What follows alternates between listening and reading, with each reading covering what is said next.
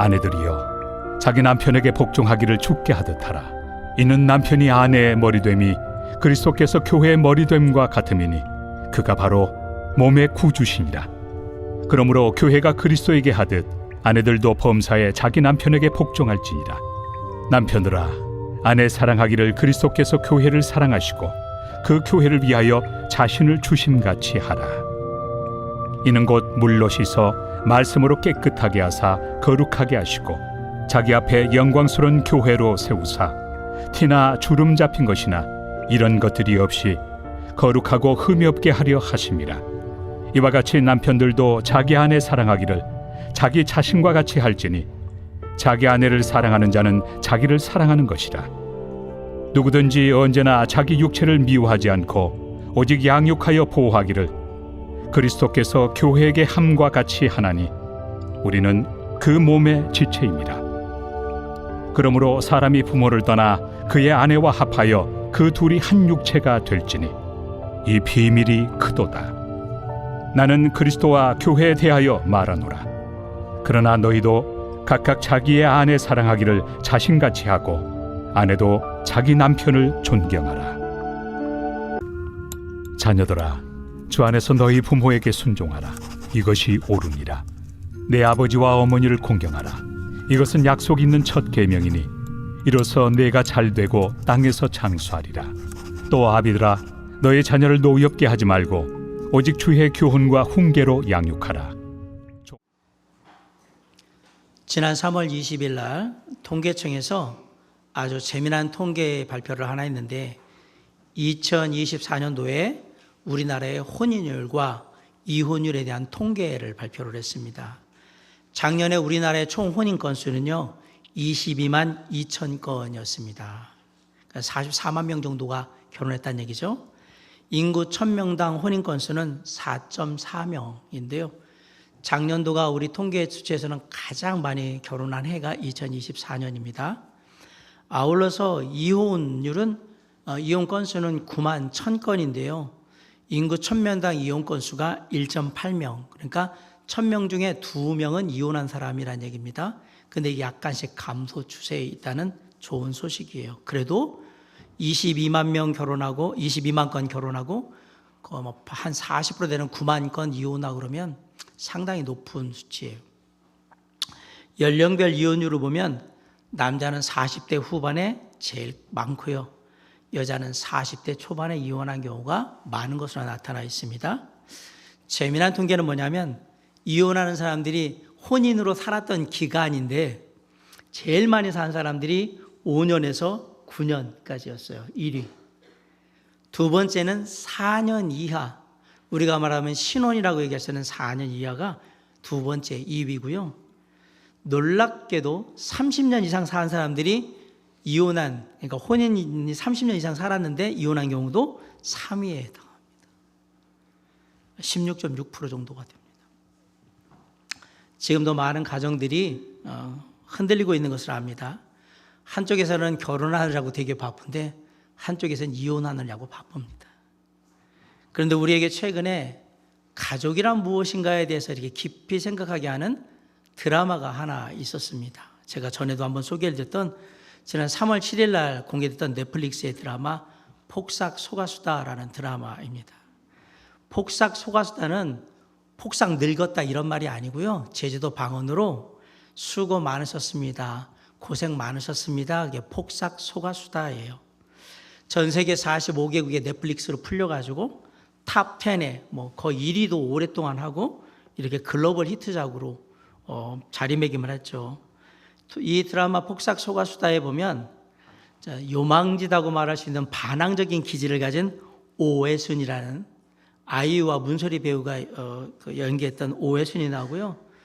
팔불출 무쇠 남편 양관식, 박보검, 박혜진 배우가 연기했던 양관식이 나오고요.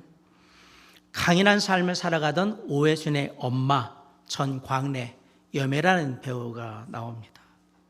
등장인물들 이외에도 많은데 다 개성 있는 캐릭터로 연기도 정말 잘해서 그 이야기를 끌어가는 내내 진한 감동을 주는 그런 드라마인 걸 보게 됩니다.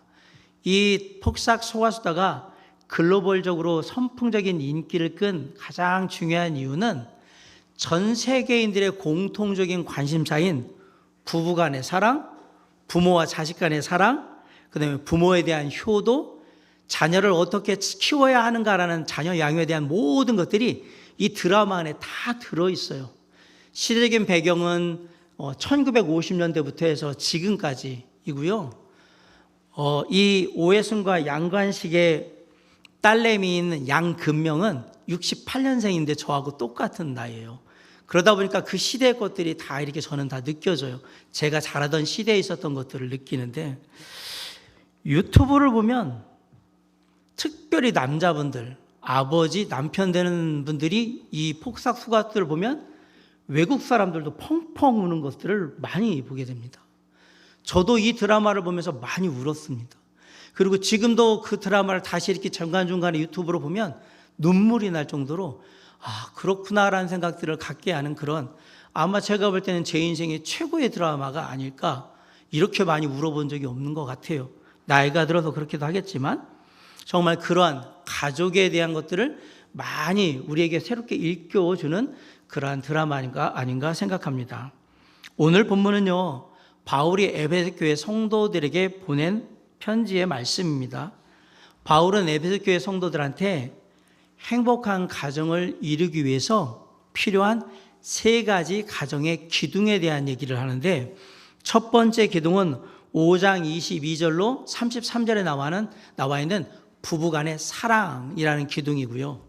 두 번째 기둥은 6장 1절로 3절에 나와 있는 부모에 대한 공경이고, 마지막 3번째 기둥은 6장 4절에 나오는 바른 자녀의 양육이라는 기둥입니다. 저는 오늘 이 3개의 기둥을 하나하나씩 살펴보려고 합니다. 첫 번째 행복한 가정을 세우는 기둥은 부부간의 사랑입니다. 에베소 5장 22절로 33절은 이 부부간의 사랑에 대해서 얘기를 하고 있습니다. 부부간의 사랑이 있어야 되고, 그 부부간의 사랑을 기초로 해서 가정이 이루어지기 때문에 당연한 것입니다. 미국의 코넬 대학교 연구팀이 2년간 37개의 나라에서 약 5천 명의 연인들, 부부들을 대상으로 남녀 간의 애정이 지속되는 기간을 연구를 했습니다. 결론이 뭐냐? 남녀 간의 애정이 지속되는 그 기간은 18개월, 짧게는 18개월, 길게는 30개월이다. 그 기간이 지나면 상대방을 봐도 무덤덤하고 더 이상 가슴이 뛰지 않더라라는 연구 결과를 얘기한 거예요.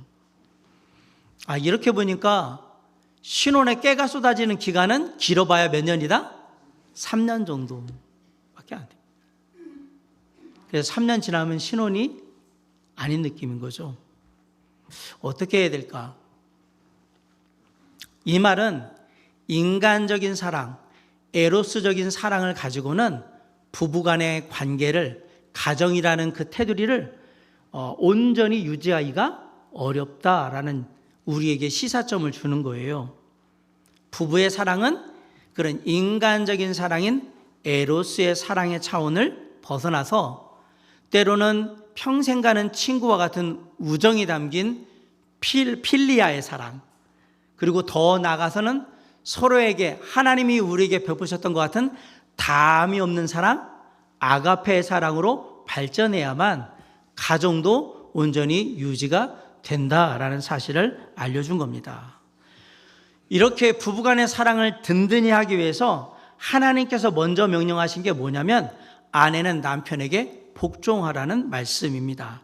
우리 22절로 24절 말씀을 한번 다시 읽어볼게요. 시작. 아내들이여 자기 남편에게 복종하기를 주께 하듯 하라. 23절.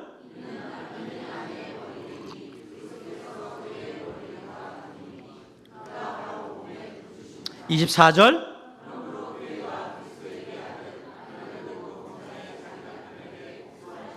네. 여기서 아내는 남편에게 복종하라라는 말은 여자가 남자보다 열등한 존재라 그런 말 하는 게 아닙니다. 오해하지 마세요. 성경은 단 한 번도 남자가 여자보다 월등하다거나 여자가 남자보다 열등하다고 얘기한 적이 한 번도 없습니다. 오히려 오늘 본문의 바로 앞인 5장 21절에 보면 그리스도를 경외함으로 피차 복종하라 라고 되어 있어요. 아내가 남편에게만 복종하는 것이 아니라 피차 서로 복종하는 것이 맞다라고 지금 얘기하고 있는 거예요. 그런데 왜 하나님은 아내에게 복종하라고, 남편에게 복종하라고 하셨을까? 아내들은 왜 남편에게 복종해야만 하는가? 남편의 돈을 잘 벌어오니까 복종하는 겁니까? 남편 노릇을 잘하니까 복종하는 겁니까? 남편의 사회에서 높은 지위에 있으니까 복종하는 겁니까? 그런 게 아니란 얘기입니다. 하나님이 그 사람을 나의 남편으로 주셨기 때문에, 그리고 그 사람을 나의 남편이란 위치에 세워줬기 때문에 복종해야 한다라고 지금 얘기를 하는 거예요. 그 위치를 존중하고 남편이 나의 머리됨을 인정하면서 그렇게 하는 것이 복종이라고 얘기를 하는 거예요. 남편에 대한 아내의 복종은 남편의 머리됨을 인정하는 것부터 시작되는 거란 얘기입니다. 물론 지금처럼 여성의 목소리가 사회적으로 커진 때에는 이런 하나님의 말씀이 참 시대에 뒤떨어지고 말도 안 되며 이런 걸 왜 해야지? 이런 생각이 드는 말씀으로 보여져요. 그런데 이거 얼마든지 우리가 할 수 있어요. 한 가지만 바꾸시면 됩니다. 남편을 바라볼 때 그 남편만 바라보지 말고 남편의 머리 되시는 주님을 바라보시기 바랍니다. 남편의 얼굴 위에 살짝 보시면 그 뒤에 주님이 계신 것을 보게 될 겁니다. 현재 남편의 모습만 바라보지 말고 내 남편이 약간 부족하더라도 그 부족한 남편을 통해서 나의 가정을 이끌어가고 계시고 내 인격을 조금씩 다듬어 가시는 하나님의 역사를 바라보라라고 말씀드리는 겁니다. 남편을 머리로 인정함으로 우리의 가정은 행복한 가정이 될 수 있다라고 성경은 제일 먼저 우리에게 얘기하고 있는 겁니다. 남편의 머리됨을 인정함으로 행복한 가정이 이루시기를 간절히 바랍니다. 반면에 하나님은 부부간의 사랑을 돈독히 하기 위해서 남편은 아내를 사랑해야 한다라고 명령하고 있습니다. 5장 25절로 33절은 남편의 아내에 대한 사랑을 그리스도가 교회를 사랑한 것과 빗대어 가지고 지금 비유하고 있는 건데, 남편이 아내를 사랑하는 모습은 네 가지로 나타나야 된다라고 우리에게 얘기를 해줘요. 그 첫 번째 사랑은 희생적인 사랑이에요. 25절 다 같이입니다. 시작.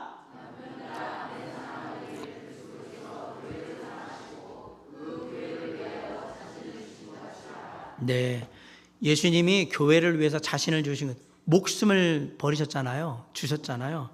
이게 희생적인 사랑이에요. 희생적인 사랑은 그냥 쏟아 붓는 거예요. 제가 폭삭수가수다 얘기를 했잖아요. 폭삭수가수 때에 나오는 남편 양관식은 아내의 오해순을 향해서 무엇이든 다 쏟아붓는 희생적인 사랑을 하는 남편입니다.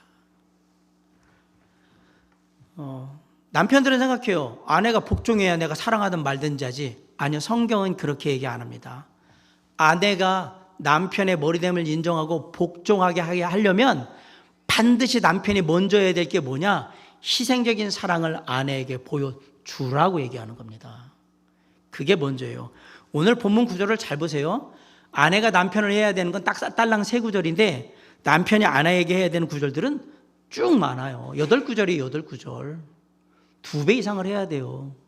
그래야 아내가 복종할까 말까예요.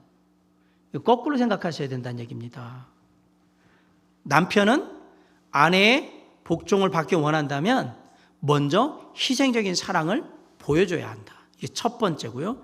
두 번째는 목적 있는 사랑을 해야 합니다. 26절, 27절 다시 있습니다. 시작. 이는 곧 물로 씻어 말씀으로 깨끗하게 하사 거룩하게 하시고. 27절.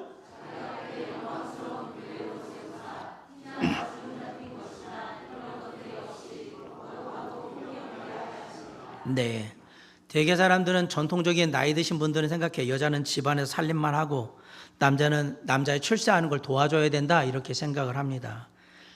근데 성경은요, 남편은 목적인 있는 사랑을 가지고 아내를 세워야 한다라고 얘기하는 거예요. 아내를 만났을 때 그 남편을 통해 아내가 인생의 꽃이 필 수 있느냐 없느냐, 그 얘기를 묻는 겁니다. 이 폭삭 속가수다라는 드라마에 보면 남편 양관식은 아내의 평생의 꿈이 뭔지를 알아요. 여러분 혹시 보신 분들 아내 오해순의 평생의 꿈이 뭔지 아십니까? 시인이 되는 겁니다. 시인이. 근데 마침내 글이 실려요. 시인으로 등단을 하게 돼요. 그런데 니깎게 무슨 시인이야, 글도 못 쓰는데 조금 썼다고 아무나 하시는데, 이런 식으로 얘기한 적이 없어요. 오해순이는 시인이 될 수 있어, 충분한 자질이 있어, 나는 믿어, 분명히 될 거야. 그러면서 계속 격려해주고 도와줘요. 그리고 마침내 아내가 시인으로 등단하는 것을 보게 되는 겁니다.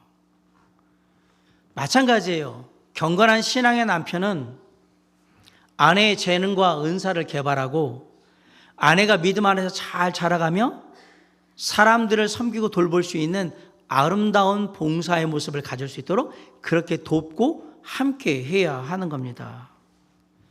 집에 들어왔을 때 자기 아내와 아이들을 주눅들게 하는 남자는 그거 사랑이 아닙니다.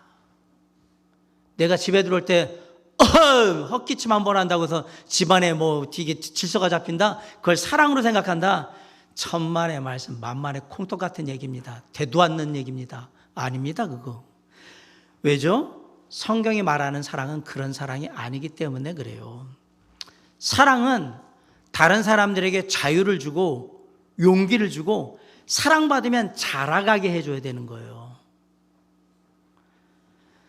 내가 하나님의 뜻에 따라서 정말 잘 사랑하고 있는 남편인가 아닌가를 알고 싶다면 집안에 있는 꽃을 보시면 됩니다.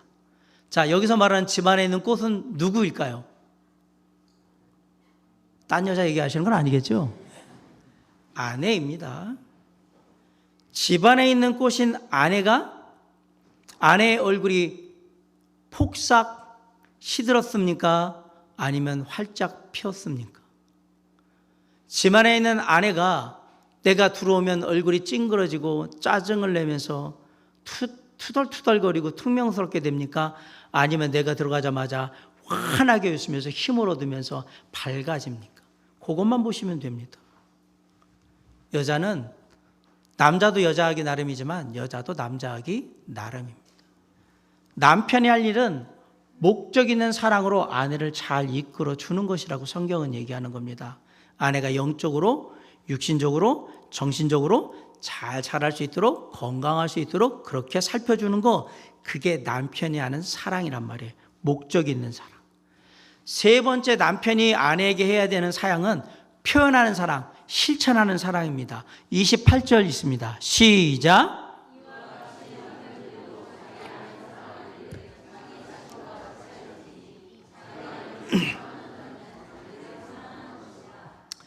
자기 자신을 사랑하는 사람들의 특징, 표현한다, 실천한다.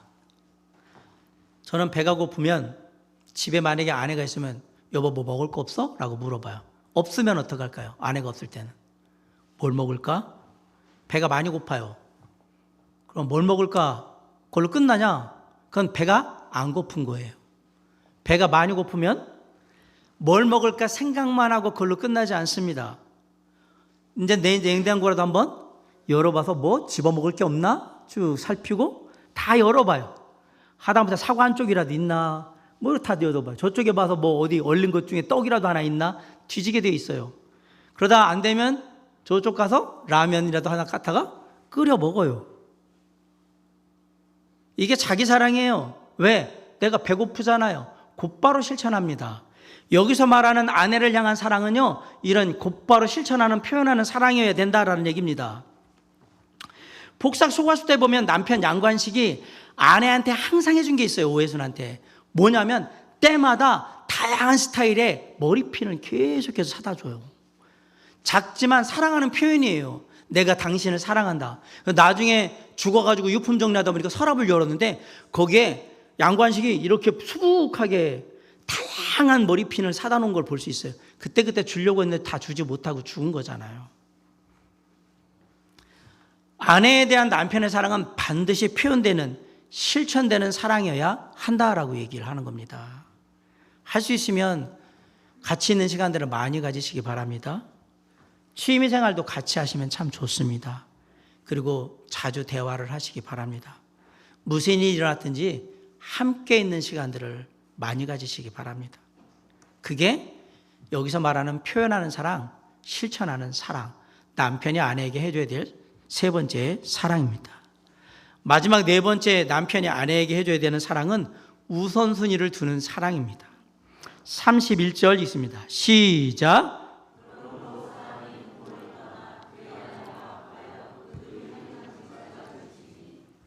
한국에서는 결혼을 얘기할 때 전통적으로 뭐라 그러면 여자가 시집을 간다라고 얘기를 해요. 그건 유교적인 사상일 뿐 성경은 한 번도 그렇게 가르치지 않았습니다. 오히려 반대입니다. 성경이 말하는 결혼은 사람이, 즉 여기서 말하는 사람은 남자요. 남자가 부모를 떠나 그의 아내와 합하여 한 몸을 이루는 겁니다. 누가 떠난다고요? 남자가 떠나는 겁니다. 결혼은 자녀가 그동안 아름다운 관계를 맺어왔던 부모님들과의 관계를 정리하고 새로운 인생의 짝을 만나가지고 둘이 한 몸이 되어서 새로운 관계를 만드는 게 그게 결혼이에요. 그런데 이 결혼을 했다라는 말은 삶의 우선순위가 바뀌었다 이 뜻입니다. 제가 이거를 우리 청년들 결혼 예비학교하고 제가 주례 산 사람들한테는 이거 주례사에 맨날 얘기하는 거예요. 제 주례사는 거의 안 바뀌는데 다른 이게 커플마다 특별히 제가 따로 해주는 얘기들이 있어요. 그 이외에 나머지는 똑같아요. 근데 이 얘기는 맨날 해요. 결정권이 바뀌는 거예요. 그러면서 뭐라고 얘기하냐면 안타깝지만 양가의 부모님들은 이제 이들의 인생의 결정권자로 참여하시면 안 됩니다. 부모님들은 다 이 두 사람을 보내셔야 합니다 라고 얘기를 해요. 그 삶의 결정권, 이게 우선순위 얘기를 반드시 합니다. 결혼하면 아들의 우선순위는 누구죠? 부모님 아닙니까? 시부모님? 저는 그렇게 그렇게 보이는데 시부모님 아니에요? 제 얘기를 들으면서 아니라고 말은 하는데 우리 아들이 나만 바라보길 바라시지요. 결혼하면 아들의 우선순위는 누구입니까? 아내입니다. 아들은 아내하고 결혼하는 거지 시부모님하고 결혼하는 게 아닙니다. 두 번째, 당연히 딸의 우선순위는 누구한테 갑니까? 친정부모님입니까? 아니에요. 딸의 우선순위는 무조건 남편이어야 되는 거예요. 그게 결혼이에요. 그거 결혼. 근데 여러분, 이 간단한 성경의 가르침 하나를 제대로 실천을 못해가지고 수많은 가정이 깨지고 수많은 가정이 지금도 아픈 상처 가운데 신음하고 있는 거예요. 이 딸랑 이 하나의 성경의 가르침을 제대로 이해하고 행하지 못하기 때문에 이렇게 얘기하는 저도 우리 아이들을 솔직히 뭐 남자 아이들이니까 저는 보내기가 좀 쉬울 것 같아요. 딸을 둔 부모님은 쉽지 않을 것 같다는 생각은 하지만 저는 모르겠어요. 왜? 저는 딸이 없거든요. 근데 이거 알아야 돼요. 자식과 부모는 몇 촌입니까? 1촌입니다. 자식과 부모는 1촌이에요? 1촌이에요, 1촌. 부부는 무촌이에요.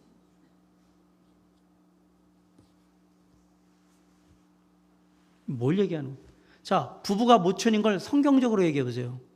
세상의 사람들이 부부가 왜 무촌입니까? 촌수가 없습니까? 그러면 부부잖아 이렇게 얘기해요. 그러니까 세상 얘기예요. 성경은 정확히 부부가 무촌인 이유를 얘기를 해줘요. 뭐라고 얘기해요? 둘이 한 몸이 됐다고 얘기하잖아요. 내 몸인데 무슨 촌수가 있어. 내 몸인데. 성경은 정확합니다. 그래서 부부는 무촌인 겁니다. 자, 저는 파란색이에요. 제 아내는 하얀색이에요. 자, 파란색과 하얀색이 만났어요. 무슨 색깔이 나와야 되죠? 파란색이 나와야죠. 이 쥐잡듯이 아내를 잡아가지고 흰색 내지 못하도록.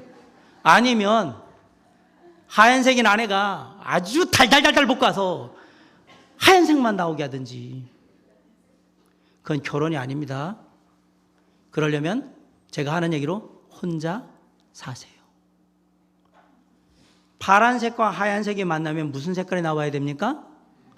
하늘색이 나와야 하는 겁니다. 그게 결혼입니다. 그렇게 서로 양보하고 어우러지면서 새로운 것들을 만들어가는 게 그게 결혼이란 말입니다. 그걸 부부의 온전한 사랑이라고 얘기하는 겁니다. 그 부부의 온전한 사랑이 있을 때 행복한 가정을 이룰 수 있는 첫 번째 기둥이 세워진다는 사실을 잊지 말고 부부간의 사랑을 돈독히 지금이라도 하시기를 간절히 부탁드립니다. 자, 행복한 가정의 첫 번째 기둥은 뭐다? 부부간의 사랑이라고 했습니다. 두 번째 기둥은 부모를 공경하는 겁니다. 부모를 공경하는 것은 성경의 하나님의 명령이에요. 자, 6장 1절, 2절, 3절 하면 있습니다. 시작. 자녀들아. 2절.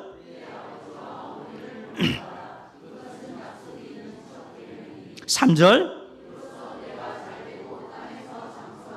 네. 여러분, 왜 에덴 동산이 낙원인지 아십니까? 죄가 없는 데라서.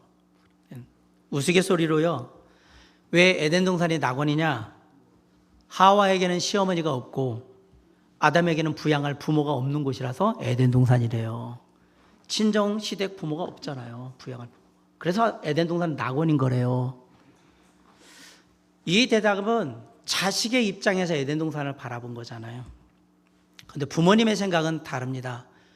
부모의 생각은 오로지 누구만 생각할까요? 자식만 생각합니다. 그래서 부모님의 사랑은 자녀된 우리를 사랑하시는 하나님의 사랑에 가장 가까운 사랑입니다. 이런 부모의 사랑과 은혜를 모르면 안 되겠죠. 부모님의 사랑과 은혜를 아는 자녀는 부모를 당연히 공경하게 되어 있습니다. 부모가 힘이 없다고, 못 배웠다고, 가진 것 없고 능력이 없다고 멸시하지 않습니다. 아무 조건 없이 부모이기 때문에 공경하는 겁니다. 바꿔 생각하면 마치 자식이기 때문에 사랑하는 것처럼 똑같은 원리예요. 자식들은 자식이니까 그냥 사랑해야죠. 그럼 거꾸로 붙습니다. 그냥 부모니까 공경해야지.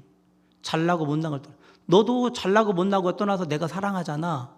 그럼 거꾸로 너도 내가 부모로서 잘나고 못난 거와 상관없이 나를 사랑해야지. 공경해야지. 똑같은 원리예요. 부모를 공경할 줄 아는, 부모의 사랑과 은혜를 아는 자녀는 또한 부모님께 순종합니다. 성경은 자식이 부모에게 순종하는 것이 옳은 일이며 자식에 마땅한 도리라고 가르칩니다. 이 순종이라는 말을 우리가 결혼 예비학교 할 때 말하면 제가 결정권이라고 하는데, 자녀는 결혼하기 전에까지는 누구의 말을 들어야 된다는 얘기예요? 부모의 말에 순종해야 되는 거예요. 결혼을 하고 나서는 그 다음은 부모님의 얘기를 존중하며 참고하는 거예요. 결정은 누가 한다? 부모님이 한다? 아니요. 결혼한 남편과 아내, 이 사람들이 하는 거예요. 어른들은 이걸 이해해야 되는 거예요. 나의 결정권이 이제 여기로 넘어갔지만 결혼하기 전까지는 부모의 말에 순종하는 태도를 가져야 된다. 그래서 살아요. 그런데 가끔가다 부모님이 현실과 동떨어진 진짜 듣기 싫은 그런 말씀을 하세요. 순종하기가 쉽지 않아요. 그럴 때는 어떻게 해야 되느냐? 부모님이 그런 얘기를 앞에서 하면 네라고 얘기하고 일단 그 자리를 피하십시오. 피하시고 난 다음에 다시 기회를 보셔야 합니다. 거기서 막 아니라고 싸우지 마시고 네라고 하고 뒤에 돌아서 다시 천천히 얘기를 하셔야 돼요. 적절하게 좋은 장소나 시간을 말해서 지난번에 이렇게 하라고 얘기하셨는데 이런 이유는 이유 때문에 사실 이게 어렵습니다 라고 얘기하거나, 그것이 여러분의 남편과 아내의 고유한 가정의 결정권을 침해하는 거라면 이래서 이 이야기는 제가 부모님이 말씀하신 거나 받아들일 수 없습니다라고 딱 선을 치거나 어떤 것에 대해서는 제가 깊이 존중하면서 참고해서 결정하도록 하겠습니다. 그리고 반드시 말씀하셔야 돼요. 가정이 있는 경우에는 이 모든 결정은 저희들이 하고 저희들이 책임지겠습니다. 이거 딱 끊으셔야 돼요. 그 얘기예요. 그러니까 앞에서 싸우지 말라는 얘기입니다. 앞에서 싸우는 것은 여러 가지 많은 문제를 일으키기 때문에 그래요. 자녀는 일단 부모에게 순종합니다. 평생을 그렇게 하는 게 맞습니다. 다만 결혼해서 가정을 이룰 때에는 순종할 수 있는 것이 있고 할 수 없는 것이 있다라는 사실을 잊지 마시기 바랍니다. 또한 부모의 사랑과 은혜를 아는 자녀는 부모님을 봉양합니다. 내 자식만 챙기지 마시고요. 부모님 좀 돌아보시기 바랍니다. 왜? 나도 예전에는 누군가의 애지중지하게 키웠던 그리고 지금도 애지중지하고 있는 자식이기 때문에 그렇습니다. 인생을 자식을 위해서 다 희생하고 서름받는 부모들이 의외로 많습니다. 혹시나 부모님을 짐으로 생각하고 계시다면 잘 들으시기 바랍니다. 얼마 지나지 않아서 당신도 부모가 될 겁니다. 그리고 또 잘 들으시기 바랍니다. 머지않아 당신이 부모를 부담스럽게 여기며 살았던 당신의 모습을 보고 자란 당신의 자식이 당신을 부담스럽게 생각하기 시작할 겁니다. 무섭죠? 부모님 돌아가신 다음에 후회하지 말고 성경에 진리를 담은 트로트 들어가 있어요. 있을 때 잘해 후회하지 말고. 진리예요. 있을 때 잘하세요. 살아 계실 때 마음을 다해서 작은 것이라도 살펴드리고 챙겨드리고 계속 그렇게 하세요. 그게 하나님의 뜻입니다. 부모를 향한, 부모를 공경하는 가장 좋은 태도입니다. 그런데 그렇게 하려면 어쩔 수 없이 우리에게 필요한 게 있습니다. 뭐니 해도 뭐가 필요하죠? 돈이 필요합니다. 돈이. 제가 우리 청년들 주례할 때 결혼 예배 학교를 합니다. 그러면서 반드시 가르치는데 재정에 대해서 가르칠 때 부모 공경은 뭐로 한다고요? 왜 청년들 중에 저한테 한 사람이 왜 대답을 하래? 부모 공경 뭐로 한다? 돈으로 합니다. 돈. 제가 주례사에 이 얘기를 하면 부모 공경을 뭐로 한다? 그러면 돈으로 한다 그러면 대부분의 하객들이 웃어요. 한 번도 안 웃은 적이 없어요. 왜? 목사가 지금 저 앞에 서가지고 부모 공경 돈으로 하는 거예요 라고 얘기하니까 뭔 저런 얘기가 목사인데 이럴 수도 있어요. 제가 일반인도 아닌데. 근데 제가 왜 그 얘기를 할까요? 성경은 뭐라고 얘기합니까? 네 마음이 있는 곳에 뭣도 있다? 재물이 뭐예요? 돈이잖아요. 네 마음이 있는 곳에 돈이 있다. 제가 제 아내하고 연애할 때요. 제가 학생이었어요. 대학생이었습니다. 제가 대학교 4학년 때 결혼했기 때문에 신대원 바로 가기 전에 결혼했단 말이에요. 아내한테 맛있는 거를 사주고 싶었는데 제가 알바도 하고 막 했는데 사실 여유롭지 못했어요. 등록금도 내고 막 이러니까. 그래서 돈가스라도 하나, 옛날에는 경양식집에 가서 돈가스 사주면 되게 큰 거거든요. 그거 한번 사줘야 되겠다 생각을 했는데 돈을 마련할 수 있는 방법은 제가 점심을 굶는 것밖에 방법이 없었어요. 한 달을 점심을 굶어서 다 경양식집에 딱 데려가서 돈가스를 사줬어요. 제 아내가 거기서 착각을 했어요. 제가 부잣집 아들인 줄 알고. 저는 그렇게 해서 점심을 굶는 한 달 내내 행복했습니다. 왜? 저 사람을 만나고 싶은 마음, 잘해주고 싶은 마음이 막 있으니까 굶는 게 굶는 거란 생각이 안 들었습니다. 진짜로. 무슨 얘기를 제가 드리고 싶은 거냐면 마음이 있는 곳에 돈이 있습니다.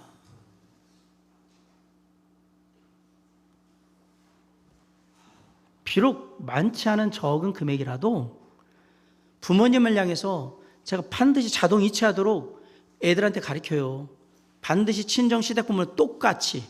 그러나 어떤 특별한 일이 있을 경우에는 목돈 드릴 수 있는 준비까지 제가 다 교육시킵니다. 물론 이제 이것을 하고 안 하고는 우리 아이들의 선택에 있겠지만 우리 청년들이 저한테 반드시 예비학교 할 때 이건 무조건 준비해야 된다고 다 배웠죠. 그죠? 왜 대답을 하나도 안 해? 안 배운 것 같이? 진짜 화나려고 하는데요, 제가 지금? 배웠죠, 관기관사? 네, 배웠어요. 매월 용돈 드리는 거 빼고 비상 상황에 부모님을 도와드릴 수 있도록 친정, 시댁의 부모님의 얼마까지는 그냥 드린다라고 이미 다 얘기해가지고 딱 놔뒀어요. 그리고 그렇게 하도록 가르쳐요. 왜? 그게 그리스도인 우리가 부모를 공경하는 바른 태도이기 때문에 그렇습니다. 그런데 거기에 놀라운 축복이 있습니다. 우리 3절 한번 볼까요? 자, 시작.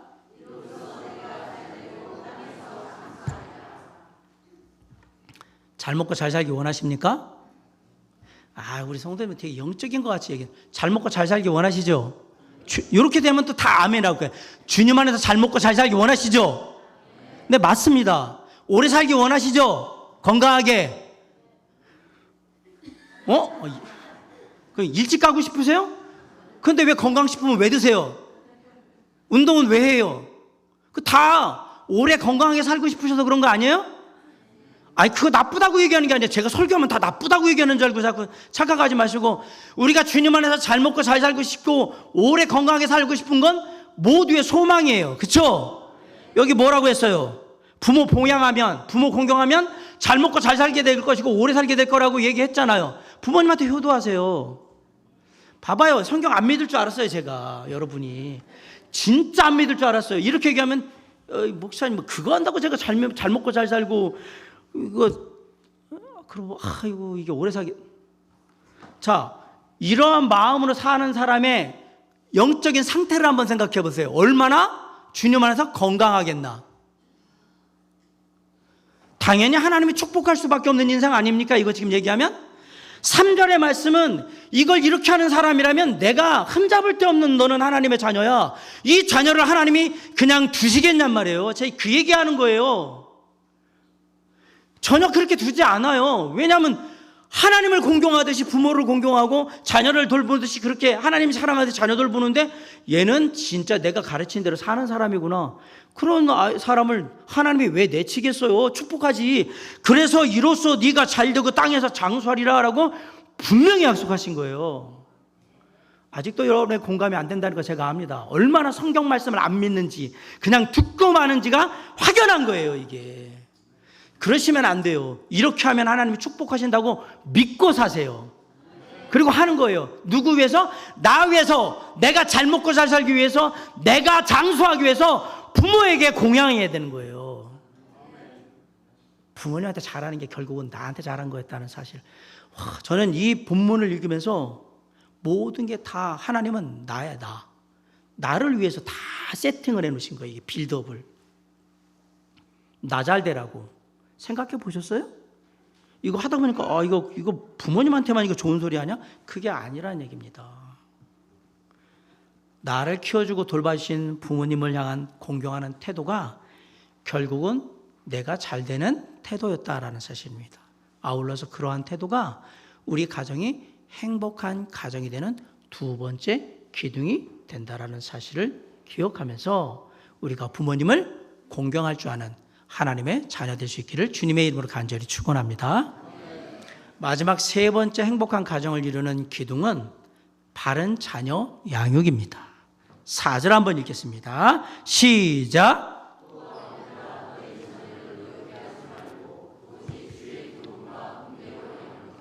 4절에서 노엽게 하지 말라는 말과 주의 교훈과 훈계로 양육하라는 말은 상호 보완적인 성격이 있습니다.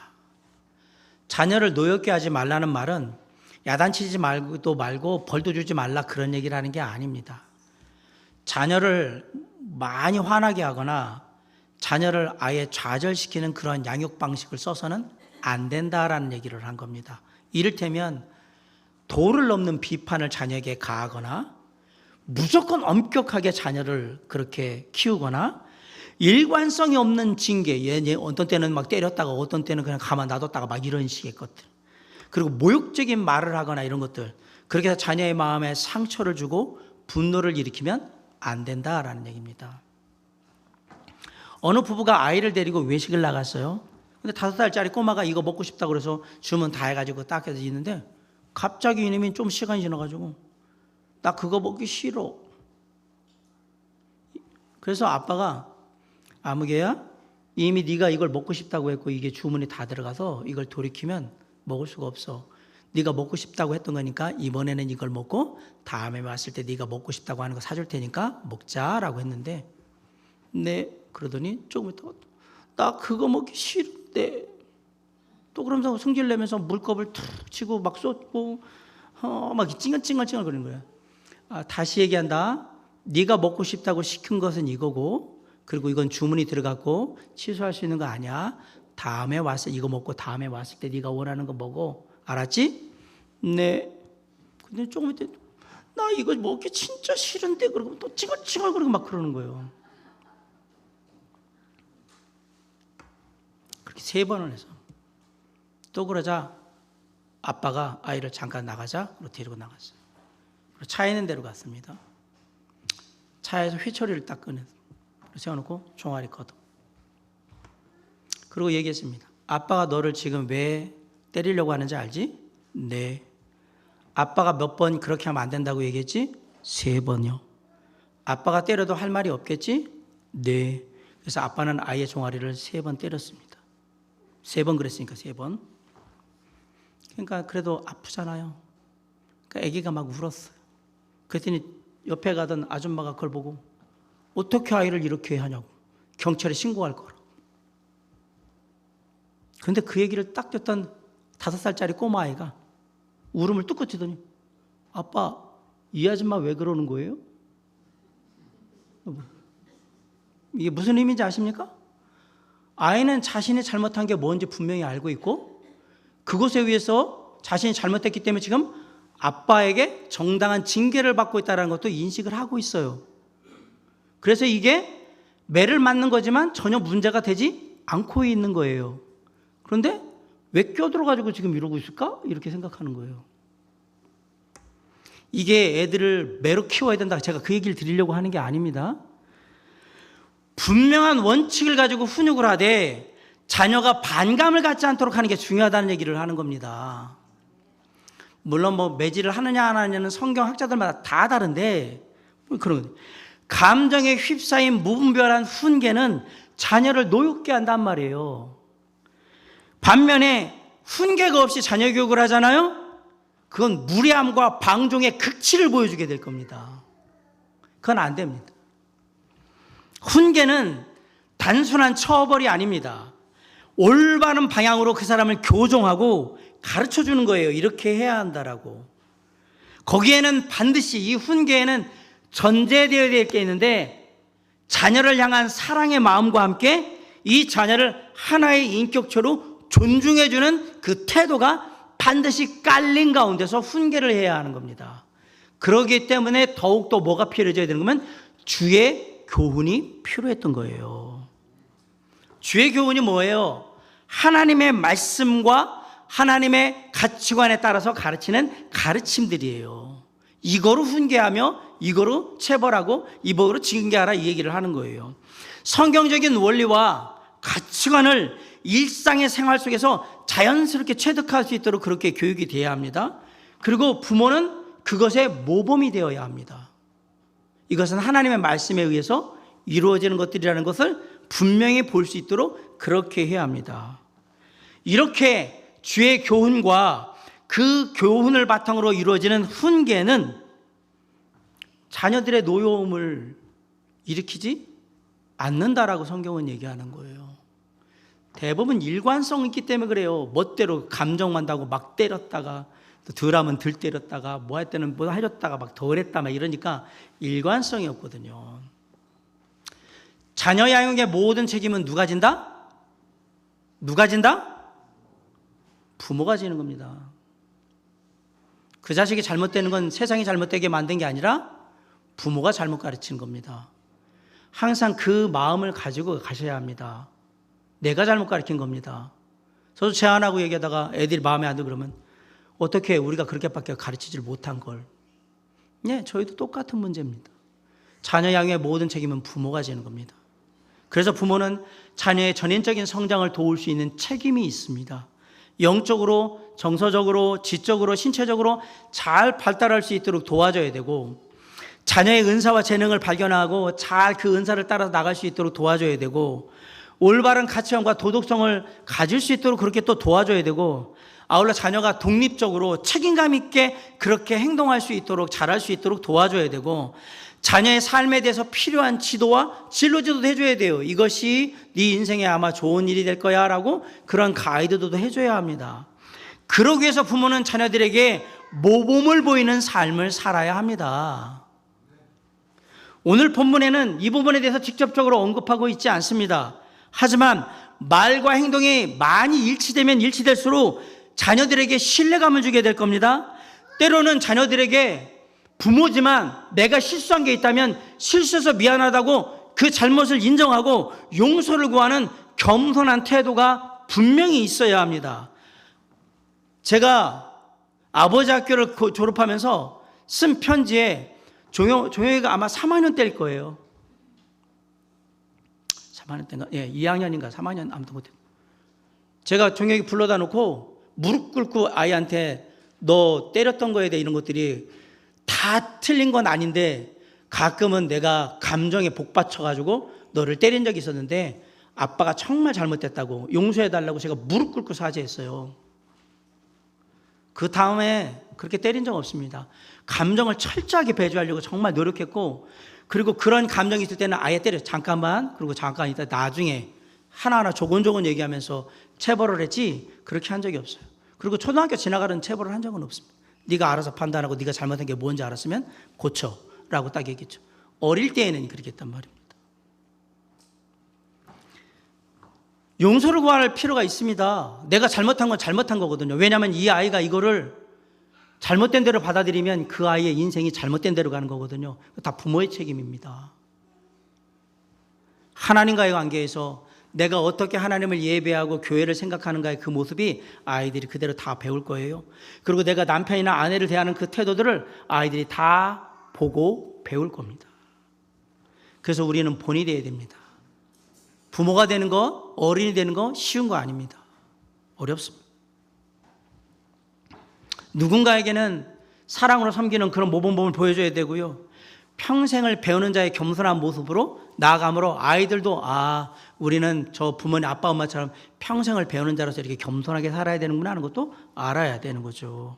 그게 가장 좋은 자녀 양육법이에요. 얘기하니까 여러분 머리가 복잡해지고 이걸 어떻게 다 해? 다 실천하기가 어렵습니다. 힘듭니다. 네. 자식 키우는 거는 원래 힘든 겁니다. 그러기 싫으면 아예 낳지를 말았어야죠.